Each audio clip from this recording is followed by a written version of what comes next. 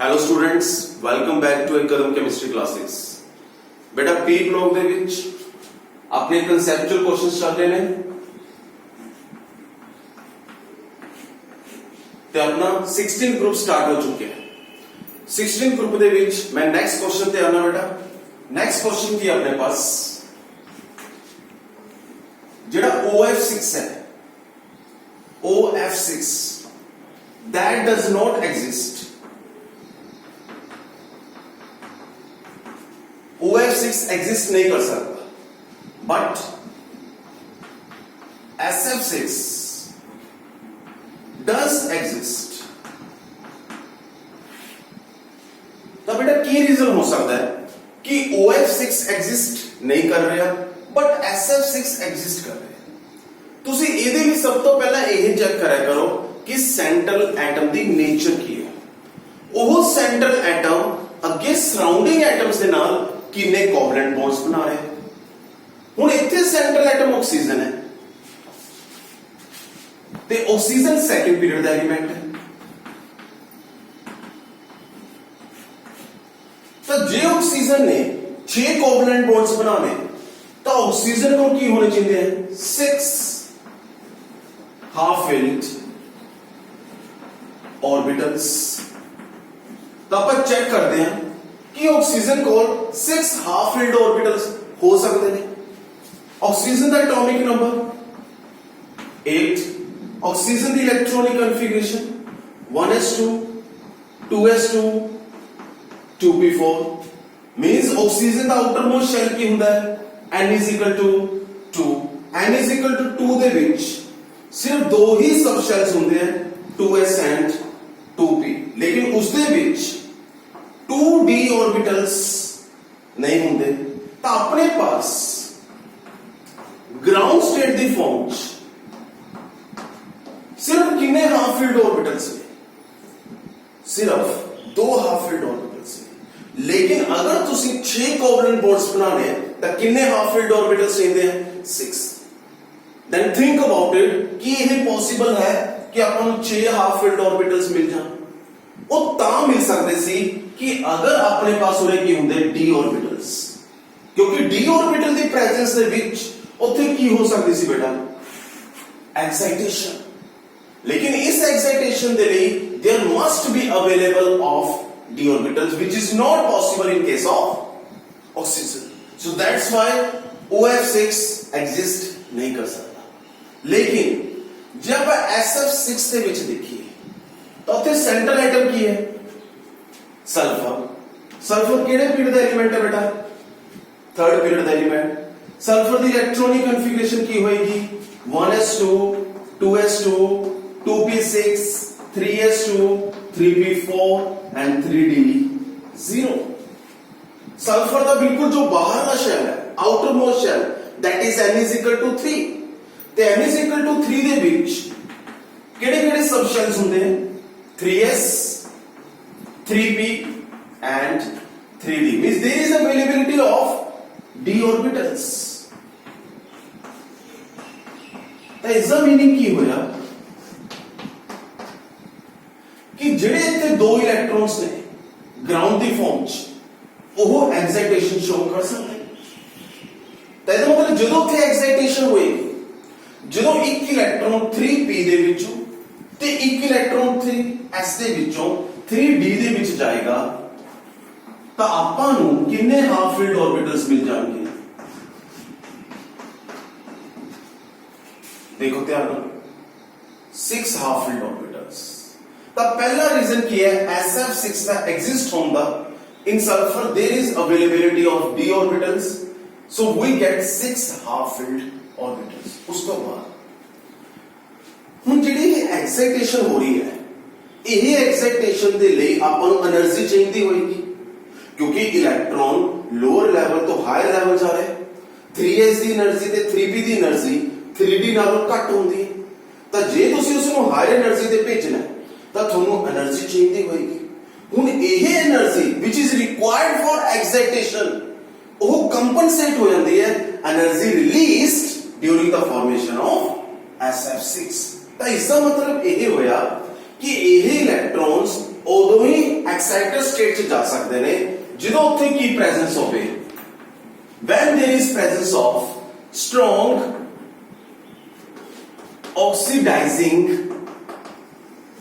agent strong oxidizing agent ਉਹਦੇ sulphur ਦੀ oxidation state ਕੀ है x plus 6 minus 1 is equal to 0 so x is equal to plus 6 ਤਾਂ plus 6 ਦਾ ਮਤਲਬ ਕੀ ਹੈ ਕਿ sulphur अपने 6 ਦੇ 6 valence electrons to make a 6 covalent bonds use कर रहे हैं तो कोई भी सेंट्रल एटम लोअर तो higher excited higher oxidation state ਦੇ ਵਿੱਚ ਉਦੋਂ ਹੀ ਜਾ ਸਕਦਾ ਹੈ ਜਦੋਂ ਉੱਥੇ ਕੀ ਪ੍ਰੈਜ਼ੈਂਟ ਹੋਵੇ ਸਟਰੋਂਗ ਆਕਸੀਡਾਈਜ਼ਿੰਗ ਏਜੰਟ ਤਾਂ ਜਿਹੜਾ ਫਲੋਰੀਨ ਹੈ ਉਹ ਸਲਫਰ ਨੂੰ +4 ਤੋਂ ਕਿੱਥੇ ਲੈ ਕੇ ਜਾ ਸਕਦਾ ਹੈ +6 ਮੀਨਸ ਉੱਥੇ 6 ਦੇ 6 ਇਲੈਕਟ੍ਰੋਨ ਸਲਫਰ ਦੇ ਬਾਹਰਲੇ ਸ਼ੈਲ ਦੇ ਬੌਂਡਿੰਗ ਦੇ ਵਿੱਚ ਕੀ ਕਰ ਸਕਦੇ ਨੇ ਪਾਰਟਿਸਿਪੇਟ ਤਾਂ ਇਹ ਨਾ ਸੋਚਿਓ ਬੇਟਾ ਹਮੇਸ਼ਾ ਕਿ ਸਲਫਰ ਕੋਲ 6 ਵੈਲੈਂਸ ਇਲੈਕਟ੍ਰੋਨਸ ਹੈਗੇ ਨੇ d ऑर्बिटल्स ਹੈਗੇ ਆ ਤਾਂ ਉਹ ਹਰ ਇੱਕ ਸਰਾਊਂਡਿੰਗ ਐਟਮ ਦੇ ਨਾਲ 6 ਕੋਵਲੈਂਟ ਬੌਂਡਸ ਬਣਾ ਲੇ ਇਸ ਤਰ੍ਹਾਂ ਨਹੀਂ ਹੁੰਦਾ ਕੋਵਲੈਂਟ ਬੌਂਡ 6 ਉਦੋਂ ਹੀ ਬਣ ਸਕਦੇ ਆ ਜਦੋਂ ਸਾਹਮਣੇ ਕੀ ਪਿਆ ਹੋਵੇ ਸਟਰੋਂਗ ਆਕਸੀਡਾਈਜ਼ਿੰਗ ਏਜੰਟ ਤਾਂ ਇੱਥੇ ਆਪਣੇ ਪਾਸ ਕੀ ਨੇ ਦੋ reasons one in sulfur there is presence of vacant d orbitals and second one fluorine is stronger oxidizing agent which can oxidize to sulfur its maximum oxidation state +6 clear next question H2S ਤੇ PS3 ਇਹਨਾਂ ਦੋਨਾਂ ਦੇ ਵਿੱਚੋਂ which one is stronger acid देखो बेटा acidic strength ਤੇ ਆਪਾਂ ਪਹਿਲਾਂ ਵੀ ਕੁਐਸਚਨ ਕਰ ਲਿਆ ਕਿਸੇ ਇੱਕ ਪਾਰਟਿਕੂਲਰ ਪ੍ਰੋਪਰਟੀ ਤੇ ਹਰ ਕੋਈ ਕੁਐਸਚਨ ਦੇ ਵਿੱਚ ਕੋਈ ਕਨਸੈਪਟ ਅਲੱਗ ਨਹੀਂ ਹੋ ਜਾਂਦਾ ਕਨਸੈਪਟ ਉਹੀ ਰਹਿੰਦਾ ਤਾਂ ਹੁਣ ਜਦੋਂ ਐਸਿਡਿਕ ਸਟਰੈਂਥ ਤੇ ਕੁਐਸਚਨ ਆ ਜਾਏ ਤੁਸੀਂ ਦੋ ਚੀਜ਼ਾਂ ਨੂੰ ਦਿਮਾਗ 'ਚ ਰੱਖਣਾ ਹੈ ਪਹਿਲੀ ਚੀਜ਼ ਤੁਸੀਂ ਇਹ ਦੇਖਣਾ ਹੈ ਕਿ ਜਿਹਦੇ ਵਿੱਚ ਕੰਪੈਰੀਜ਼ਨ ਹੋ ਰਿਹਾ ਹੈ ਉਹਦੇ ਸੈਂਟਰਲ ਐਲੀਮੈਂਟਸ सेम पीरियड ਨੂੰ ਬਿਲੋਂਗ ਕਰ ਰਹੇ ਨੇ ਜਾਂ ਸੇਮ ਗਰੁੱਪ ਨੂੰ ਹੁਣ ਚੈੱਕ ਕਰੋ ਇੱਥੇ ਸੈਂਟਰਲ ਐਟਮ ਸਲਫਰ ਹੈ ਇੱਥੇ ਸੈਂਟਰਲ ਐਟਮ ਫਾਸਫੋਰਸ ਹੈ ਇਹ ਸੇਮ ਪੀਰੀਅਡ ਨੂੰ ਬਿਲੋਂਗ ਕਰਦੇ ਨੇ ਜਾਂ ਸੇਮ ਗਰੁੱਪ ਨੂੰ ਮੈਨੂੰ ਆਵਾਜ਼ ਸੁਣ ਰਹੀ ਹੈ ਬਿਲਕੁਲ ਸਹੀ ਸੋਚ ਰਹੇ ਨੇ ਕਈ ਬੱਚੇ ਸੇਮ ਪੀਰੀਅਡ ਕਿਉਂਕਿ ਫਾਸਫੋਰਸ ਐਟॉमिक ਨੰਬਰ 15 ਸਲਫਰ ਐਟॉमिक ਨੰਬਰ 16 ਤਾਂ ਜਦੋਂ ਸੈਂਟਰਲ ਐਟਮਸ ਸੇਮ ਪੀਰੀਅਡ ਨੂੰ ਬਿਲੋਂਗ ਕਰਦੇ ਤਾਂ ਉੱਥੇ ਤੁਸੀਂ ਐਸਿਡਿਕ ਸਟਰੈਂਥ ਕਿਹਦੇ ਬੇਸਿਸ ਤੇ ਚੈੱਕ ਕਰਿਆ ਕਰੋ ਇਲੈਕਟ੍ਰੋਨੈਗੇਟਿਵਿਟੀ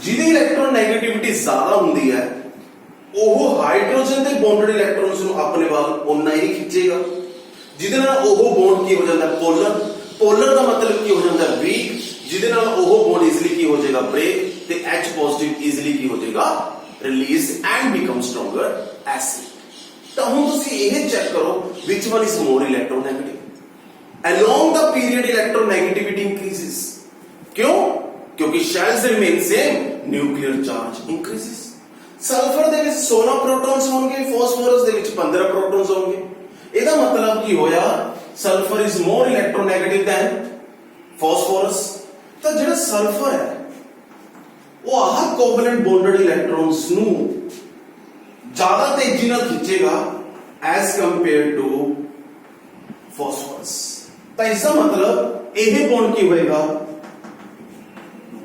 ਹਾਈਲੀ ਪੋਲਰ ਅਗਰ ਇਹ ਹਾਈਲੀ ਪੋਲਰ ਹੈ ਤਾਂ ਇਸ ਦਾ ਮਤਲਬ ਇਹਦੀ ਬੌਂਡ ਲੈਂਥ ਕੀ ਹੋ ਜਾਏਗੀ ਇੰਕਰੀਜ਼ ਤੇ ਇਹਦੀ ਬੌਂਡ ਸਟਰੈਂਥ ਕੀ ਹੋ ਜਾਏਗੀ डिक्रीज अगर यदि बॉन्ड स्ट्रेंथ डिक्रीज होगी तो यह बॉन्ड इजीली की हो जाएगा ब्रेक ते थोनों की मिल जाएगा होगी H positive plus HS negative तो पहला रीजन तो की है तुसी चेक करा करो कि central atom belongs to same period and same group अगर सेम पीरियड को बिलोंग करते हैं तो ਉਹਦੇ ਵਿੱਚ पहला रीजन की इलेक्ट्रो नेगेटिव दूसरा रीजन की दे सकते जे बाय चांस यही क्वेश्चन 3 मार्क्स आ गया, दूसरा रीजन की हो सकता अपने पास, तुसी +1 ਦੇ ਵਿੱਚ ਲੋਰੀ ਬ੍ਰੌਨਸਟਨ ਕਨਸੈਪਟ ਸੁਣਿਆ ਹੋਵੇਗਾ। Lowry Bronsted concept of acid and base कि every strong acid have weak conjugate base। ਤਾਂ ਅਗਰ H2S strong acid ਹੈ ਤਾਂ ਇਸ ਦਾ ਜਿਹੜਾ conjugate base ਹੋਏਗਾ HS negative ਉਹ ਉਨਾ ਹੀ ਜ਼ਿਆਦਾ ਕੀ ਹੋਏਗਾ, stable। means ਅਗਰ ਮੈਂ PH3 ਦੇ ਵਿੱਚੋਂ ਵੀ H positive ਕੱਢਦਾ ਤਾਂ ਮਿਲੂਗਾ ਤਾਂ ਉੱਥੋਂ ਵੀ conjugate base, ਲੇਕਿਨ ਜਿਹਦਾ conjugate base ਜਿੰਨਾ ਜ਼ਿਆਦਾ stable ਹੁੰਦਾ ਹੈ ਉਹਦਾ ਐਸਿਡ ਉਨਾ ਹੀ ਸਟਰੋਂਗਰ ਹੁੰਦਾ ਹੈ। ਤਾਂ ਅਗਰ ਕੁਐਸਚਨ ਦੇ ਵਿੱਚ ਇਹ ਆ ਗਿਆ why H2S is stronger acid than PH3, so the one for the most important reason is electronegativity and the second reason is stability of conjugate base। ਜਿਹੜਾ HS negative ਹੈ that is more stable than PH2 negative। ਤੇ ਇਹ ਵੀ ਕਿਉਂ ਜ਼ਿਆਦਾ stable ਹੈ, ਇਹਦਾ reason ਵੀ ਸੁਣੋ। Negative charge उस एटम ते स्टेबल होता है जिस एटम की खिंचन की क्षमता ज्यादा होती है। मान लो मैं क्या मोस्ट इलेक्ट्रोनेगेटिव एटम, तो इसका मतलब जे मैं नेगेटिव चार्ज ਨੂੰ ਆਪਣੇ ਵੱਲ ਖਿੱਚ ਰਿਹਾ ਤਾਂ ਉਹ ਨੈਗੇਟਿਵ ਚਾਰਜ ਈਜ਼ੀਲੀ ਕਿਸੇ ਕੋਲ ਨਹੀਂ ਜਾ ਸਕਦਾ। ਸਾਹਮਣੇ H ਪੋਜ਼ਿਟਿਵ ਖੜਾ ਹੈ, H ਪੋਜ਼ਿਟਿਵ ਕਹਿ ਰਿਹਾ ਹੈ ਕਿ ਮੈਨੂੰ ਨੈਗੇਟਿਵ ਚਾਰਜ ਦੇ ਦਿਓ, ਮੈਂ ਤੁਹਾਡੇ ਨਾਲ ਬੌਂਡ ਬਣਾਉਣਾ ਚਾਹੁੰਦਾ, ਲੇਕਿਨ ਜੇ ਮੈਂ ਹਾਈਲੀ ਇਲੈਕਟ੍ਰੋਨੈਗੇਟਿਵ ਹਾਂ ਤਾਂ ਮੇਰੀ ਨੈਗੇਟਿਵ ਚਾਰਜ ਦੇਣ ਦੀ ਟੈਂਡੈਂਸੀ ਘੱਟ ਹੋਊਗੀ। ਇਹਦਾ ਮਤਲਬ ਮੇਰੇ ਉੱਪਰ ਨੈਗੇਟਿਵ ਚਾਰਜ ਸਟੇਬਲ ਹੈ ਕਿਉਂਕਿ ਮੇਰੀ ਉਹਦੇ ਨਾਲ ਰਿਐਕਸ਼ਨ ਨਹੀਂ ਹੋ ਰਹੀ। ਤਾਂ ਮੇਰੇ ਦੇ ਨੈਗੇਟਿਵ ਚਾਰਜ ਤਾਂ ਹੀ ਸਟੇਬਲ ਹੈ ਜੇ ਮੈਂ ਕਿਹਾ highly electronegative in nature. Now sulphur again ਉਹੀ ਰੀਜ਼ਨ ਆ ਗਿਆ, sulphur is more electronegative than phosphorus, so the negative charge present on sulfur will be more stable than present on phosphorus। ਤਾਂ ਇਹ ਦੋ ਰੀਜ਼ਨ ਸੀ ਬੇਟਾ, since of which we explained the acidic strength of H2S and PH3 and why H2S is stronger acid than PH3। next question, ਜਿਹੜਾ ਬੱਚੋ SF6 ਹੈ, ਇਸ SF6 ਦੀ ਹਾਈਡਰੋਲਿਸਿਸ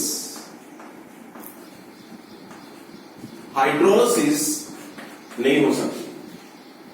means ਅਗਰ ਮੈਂ SF6 ਨੂੰ ਪਾਣੀ ਦੇ ਵਿੱਚ ਪਾ ਦਾਂ reaction not possible. inert to hydrolysis, inert to hydrolysis, inert ਦਾ ਮਤਲਬ ਕੀ ਹੁੰਦਾ ਹੈ, ਅਨਰਿਐਕਟਿਵ। ਤਾਂ ਕੀ ਰੀਜ਼ਨ ਹੈ ਕਿ ਇਸ ਵਾਟਰ ਦੇ ਨਾਲ ਰਿਐਕਸ਼ਨ ਕਿਉਂ ਨਹੀਂ ਹੋ ਸਕਦੀ।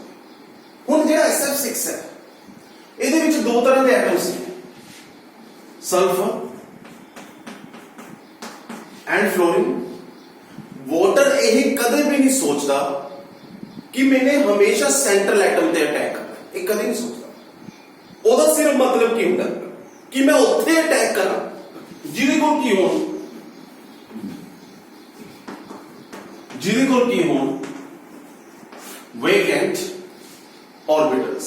ठीक है, ਹੁਣ ਤੁਸੀਂ ਮੈਨੂੰ ਦੱਸੋ ਕਿ ਫਲੋਰੀਨ ਕੋਲ ਵੈਕੈਂਟ ऑर्बिटल्स ਹੋਣਗੇ? ਬਿਲਕੁਲ ਵੀ ਨਹੀਂ ਹੋਣਗੇ, ਕਿਉਂਕਿ ਜਿਹੜਾ ਆਪਣੇ ਪਾਸ ਫਲੋਰੀਨ ਹੈ ਉਹ ਸੈਕੰਡ ਪੀਰੀਅਡ ਦਾ ਐਲੀਮੈਂਟ ਹੈ। ਠੀਕ, ਤਾਂ ਜਦੋਂ ਉਹ ਸਲਫਰ ਦੇ ਨਾਲ ਬੌਂਡ ਬਣਾਉਂਦਾ ਹੈ ਤਾਂ ਇੱਕ ਬੌਂਡ ਬਣਾਉਣ ਤੋਂ ਬਾਅਦ ਉਹ ਆਪਣਾ ਕੀ ਕੰਪਲੀਟ ਕਰ ਲੈਂਦਾ ਹੈ, ਆਕਟੈਟ। ਫਲੋਰੀਨ ਦਾ ਬਾਹਰਲਾ ਸ਼ੈਲ ਕਿਹੜਾ ਹੈ, N=2, ਸਬ ਸ਼ੈਲਸ ਕਿਹੜੇ ਨੇ, 2sn 2p।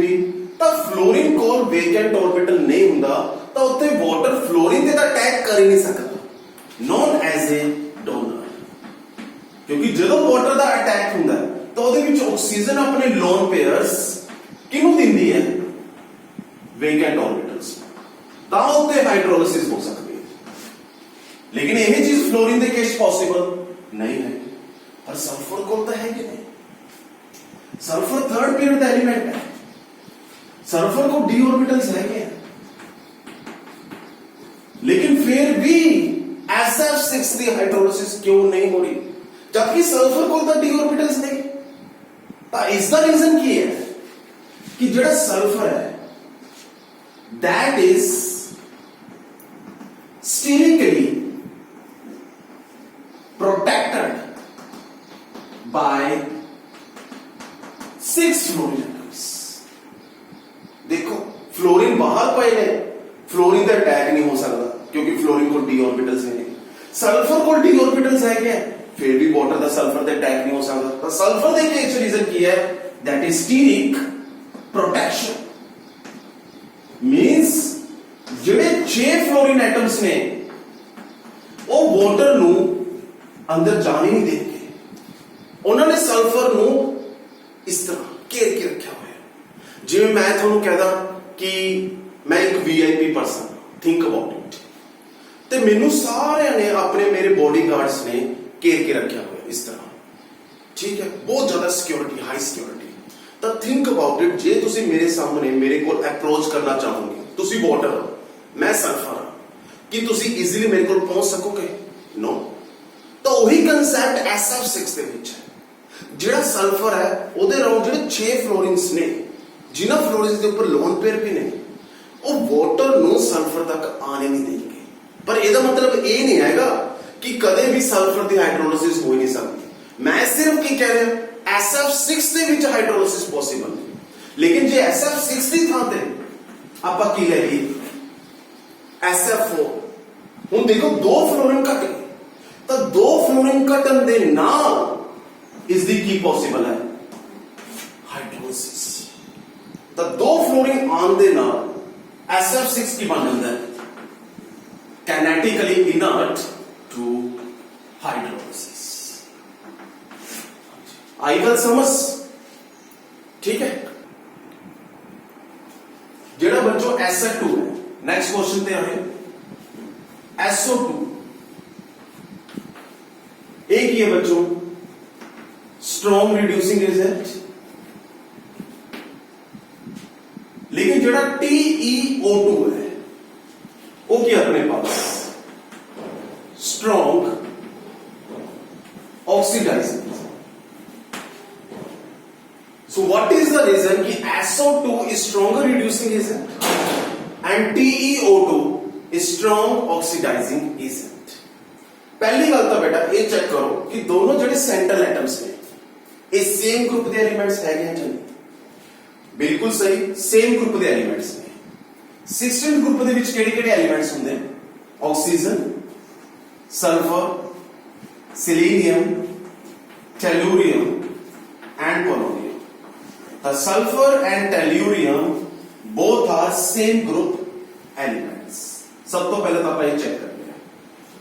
उस तो बाद सल्फर की ऑक्सीडेशन स्टेट की है +4, टेल्यूरियम की ऑक्सीडेशन स्टेट की है +4, सल्फर की आउटर मोस्ट इलेक्ट्रॉनिक कॉन्फ़िगरेशन की हुई 3s2 3p4। तो हम जी सल्फर की outer most electronic configuration 3s2 3p4 है, ਇਹਦਾ ਮਤਲਬ ਸਲਫਰ ਦੇ ਵਿੱਚ ਵੈਲੈਂਸ ਇਲੈਕਟ੍ਰੋਨਸ ਕਿੰਨੇ ਨੇ? 6। ਤੇ ਰਿਡਿਊਸਿੰਗ ਏਜੰਟ ਦਾ ਮਤਲਬ ਕੀ ਹੋਇਆ? ਜਿਹੜਾ ਸਾਹਮਣੇ ਵਾਲੇ ਨੂੰ ਰਿਡਿਊਸ ਕਰੇ ਤੇ ਖੁਦ ਕੀ ਹੋਵੇ? ਆਕਸੀਡਾਈਜ਼। ਖੁਦ ਆਕਸੀਡਾਈਜ਼ ਦਾ ਮਤਲਬ ਕੀ ਹੈ? ਉਹ ਇਲੈਕਟ੍ਰੋਨ ਕੀ ਕਰੇ? ਲੂਜ਼। ਤਾਂ ਇਸ ਦਾ ਮਤਲਬ ਇਹ ਹੋਇਆ ਕਿ ਸਲਫਰ +4 ਤੋਂ ਕਿੱਥੇ ਜਾ ਸਕਦਾ ਹੋ? +6। ਮੇਨ ਜਿਹੜੇ ਉਹਦੇ s orbital ਦੇ ਇਲੈਕਟ੍ਰੋਨਸ ਹੈਗੇ ਨੇ ਉਹ ਵੀ ਕਿਹਦੇ ਵਿੱਚ ਪਾਰਟਿਸਿਪੇਟ ਕਰ ਸਕਦੇ ਨੇ? ਬੌਂਡਿੰਗ ਚ। ਤਾਂ ਹੀ ਤਾਂ ਆਪਾਂ ਕੀ ਕਹਿੰਦੇ ਆ ਕਿ SO2 ਦੀ ਫਰਦਰ ਆਕਸੀਡੇਸ਼ਨ ਹੋ ਜਾਂਦੀ ਹੈ ਤੇ ਉਹ ਕਿਹਦੇ ਵਿੱਚ ਕਨਵਰਟ ਹੋ ਜਾਂਦਾ ਹੈ? SO3 ਦੇ ਵਿੱਚ। ਮੀਨਸ ਉਹ +4 ਤੋਂ ਕਿੱਥੇ ਚਲਾ ਜਾਂਦਾ ਹੈ? +6 ਦੇ ਵਿੱਚ। ਸੋ ਵਾਈ? ਕਿਉਂਕਿ ਜਿਹੜਾ ਸਲਫਰ ਹੈ ਉਹ +4 ਤੋਂ +6 ਆਕਸੀਡੇਸ਼ਨ ਸਟੇਟ ਚ ਜਾ ਕੇ ਜ਼ਿਆਦਾ ਸਟੇਬਲ ਹੁੰਦਾ ਹੈ। ਸੋ SO2 is stronger reducing agent, but down the group ਤੁਸੀਂ 15 ਗਰੁੱਪ ਦੇ ਵਿੱਚ ਇਨਰਟ ਪੇਅਰ ਇਫੈਕਟ ਪੜਿਆ ਸੀ। ਤਾਂ ਜਦੋਂ ਆਪਾਂ ਟੌਪ ਟੂ ਬਾਟਮ ਜਾਂਦੇ ਆ ਇਨਰਟ ਪੇਅਰ ਇਫੈਕਟ ਇਨਕਰੀਜ਼ ਹੁੰਦਾ ਹੈ, ਤਾਂ ਜਿਹੜੇ s orbital ਇਲੈਕਟ੍ਰੋਨਸ ਦੀ ਪਾਰਟਿਸਿਪੇਸ਼ਨ ਹੈ ਉਹ ਡਿਕਰੀਜ਼ ਹੁੰਦੀ ਹੈ। ਤਾਂ ਟੈਲੂਰੀਅਮ ਦੇ ਵਿੱਚ ਕੀ ਹੈ? ਇਨਰਟ ਪੇਅਰ ਇਫੈਕਟ। ਤਾਂ ਟੈਲੂਰੀਅਮ ਕਦੇ ਵੀ +6 ਆਕਸੀਡੇਸ਼ਨ ਸਟੇਟ ਤੇ ਦੇ ਹੀ ਨਹੀਂ ਸਕਦਾ। ਇਹਦਾ ਮਤਲਬ ਉਹ ਖੁਦ ਤਾਂ ਆਕਸੀਡਾਈਜ਼ ਹੋ ਹੀ ਨਹੀਂ ਸਕਦਾ। अगर वो खुद ऑक्सीडाइज नहीं हो सकता तो वो सामने वाले को ऑक्सीडाइज करूंगा। अगर वो सामने वाले को ऑक्सीडाइज करेगा तो खुद की होएगा फिर रिड्यूस। तो टेल्यूरियम की 2 ऑक्सीडेशन स्टेट स्टेबल होंगी ने +2 एंड +4। तो ਉਹ +4 ਤੋਂ ਫਿਰ ਕਿੱਥੇ ਜਾ ਸਕਦਾ ਹੈ +2 ਬਟ ਨੋਟ +6 ਕਿਉਂਕਿ +6 ਜਾਣ ਲਈ ਟੈਲੂਰੀਅਮ ਨੂੰ ਆਪਣੇ s orbital ਦੇ ਇਲੈਕਟ੍ਰੋਨਸ ਪਾਰਟਿਸਿਪੇਟ ਕਰਨੇ ਪੈਂਦੇ ਪਰ ਜਿਹੜਾ ਇਨਰਟ ਪੈਰ ਇਫੈਕਟ ਦੀ ਪੋਸੀਬਲ ਇਨਰਟ ਪੈਰ ਇਫੈਕਟ ਦੇ ਕੇਸ ਚ ਪੋਸੀਬਲ ਨਹੀਂ ਹੈ ਤਾਂ ਕਲੀਅਰ ਹੋ ਗਿਆ ਬੇਟਾ ਇਹ ਕੁਐਸਚਨ ਤਾਂ ਅੱਜ ਆਪਣੇ 4 ਕੁਐਸਚਨ ਡਿਸਕਸ ਹੋ ਗਏ ਇਸ ਵੀਡੀਓ ਦੇ ਵਿੱਚ ਤਾਂ ਇਸ ਨੂੰ ਰੀਕੈਪ ਕਰਿਓ ਧਿਆਨ ਨਾਲ ਦੇਖਿਓ ਨੈਕਸਟ ਵੀਡੀਓ ਦੇ ਵਿੱਚ ਆਪਾਂ ਪੀ ਬਲੌਕ ਦੇ ਇਹੀ 16 ਗਰੁੱਪ ਦੇ ਕੁਐਸਚਨਸ ਨੂੰ ਕੰਟੀਨਿਊ